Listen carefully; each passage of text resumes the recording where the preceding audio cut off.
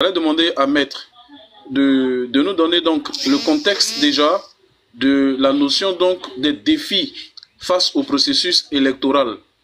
Il y a-t-il en la matière des irrégularités dont le citoyen lambda ne pourrait pas s'en rendre compte en ce qui concerne le processus électoral en Côte d'Ivoire depuis belle lurette ou bien pour ce qui concerne les échéances à venir? Merci beaucoup, honorable. Vous avez la parole.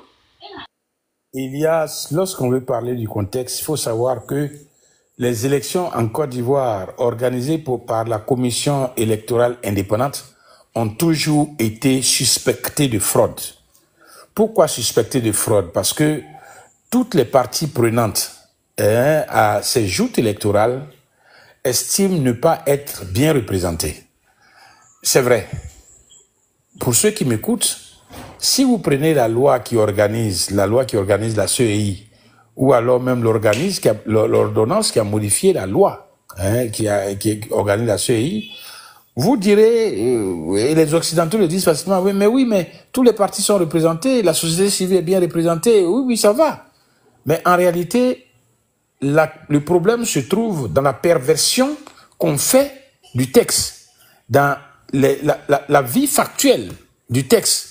Comment est-ce qu'on pervertit le texte? Lorsqu'on dit, par exemple, les partis politiques de l'opposition sont représentés par tant, peuvent donner tant de personnalités. Oui, ça va. C'est bien exprimé en français. Mais en réalité, qui est le parti d'opposition? Sont-ce les partis qui sont représentés à l'Assemblée nationale? On dirait que oui. On dirait rapidement oui. Pourquoi? Parce que la loi qui octroie des moyens aux partis politiques pour exercer leur mission tient objectivement, prend en objet les partis qui sont représentés à l'Assemblée nationale. Donc on dirait le PDCI-RDA, le PPACI, et puis c'est tout. Donc c'est eux qui sont représentés, qui sont des éléments objectifs, qui sont les partis politiques. Mais on vous emmènera des partis dont les membres ne peuvent même pas remplir une boîte d'allumettes. Je ne dirai pas de nom. Des partis qui sont représentés par leur seul président.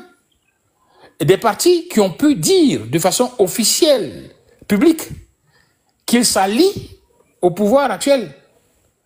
Donc vous voyez la dichotomie qu'il y a entre le texte, la perversion du texte et la pratique du texte.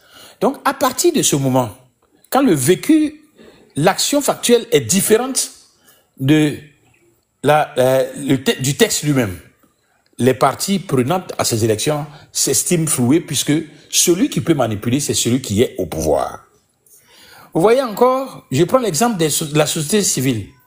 On vous dit, les ONG, les sociétés civiles sont représentées.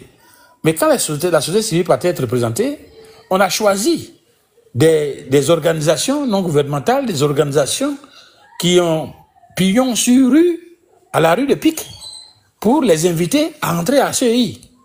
Les ONG qui se retrouvent, comme la dernière fois, à Genève, ou alors qui s'est retrouvé à Arusha pour demander que la Cour africaine des droits de l'homme regarde le texte de la loi sur la commission électorale indépendante et ainsi de suite, pour dire qu'elle était inégalité et discriminatoire.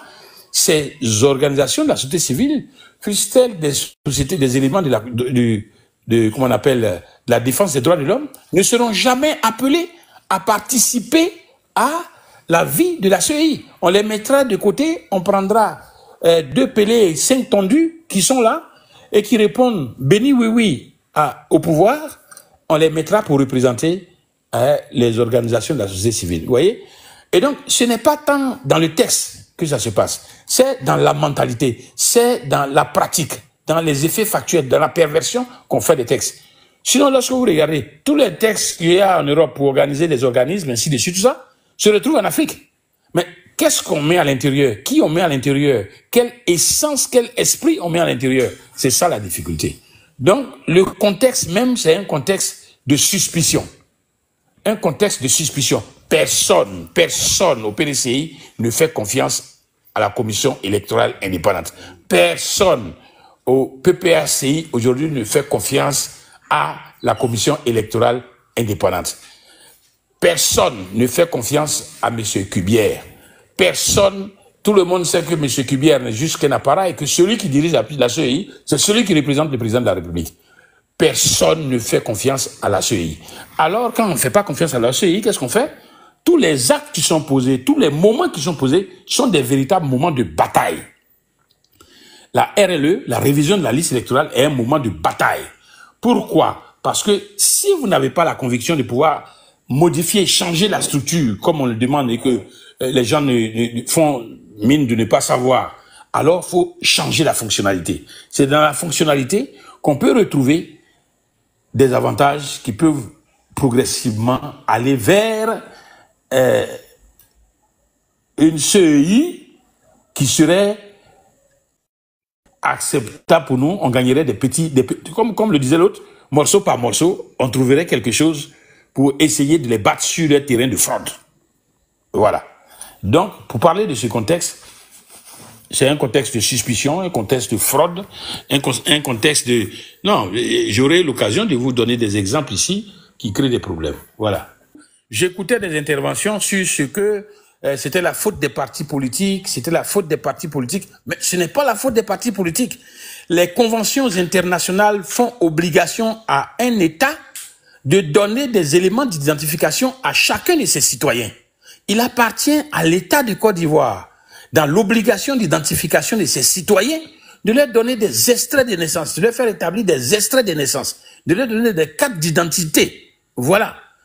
Et puis, on nous dit, mais les partis reçoivent de l'argent. Demandez à l'État de Côte d'Ivoire si la subvention que doit recevoir le PDCI au titre de l'année dernière ou bien cette année a été déjà versée. Ne parlez pas de choses que vous ne savez pas.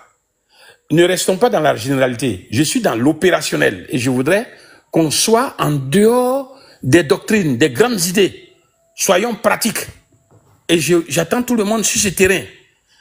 On n'a pas donné l'occasion aux Ivoiriens de se mettre sur la liste électorale. Mais dites-moi, tous ceux qui en parlent, l'AMU, l'assurance universelle, qu'est-ce que l'État fait? L'État dit, pour vous inscrire maintenant à l'université, il faut montrer par patte blanche, vous êtes inscrit sur l'AMU, vous avez l'assurance universelle. Mais pourquoi donc, quand un Ivoirien en 18 ans et qui s'en va établir sa carte nationale d'identité, ou alors ça va s'inscrire à l'université, cette inscription ne fait pas en même temps déverser cette personne-là directement comme inscrite sur la liste électorale.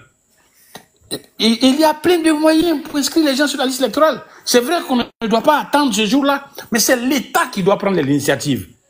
C'est l'État qui doit prendre l'initiative. Mais si on prend l'initiative et que chaque année tout le monde s'inscrit, ils ne vont pas maîtriser les zones de fraude. C'est là le problème. Et donc, le moyen qui est le plus pertinent pour que les Ivoiriens soient sur la liste électorale et qu'on évite ces engorgements qu'on a aujourd'hui, l'État les évite. Parce qu'il faut que, dans la précipitation des derniers jours, dans tout ce que nous avons là, ils puissent trouver les moyens d'insérer tous les éléments de fraude. Tous les éléments de fraude, et on va y arriver. Merci.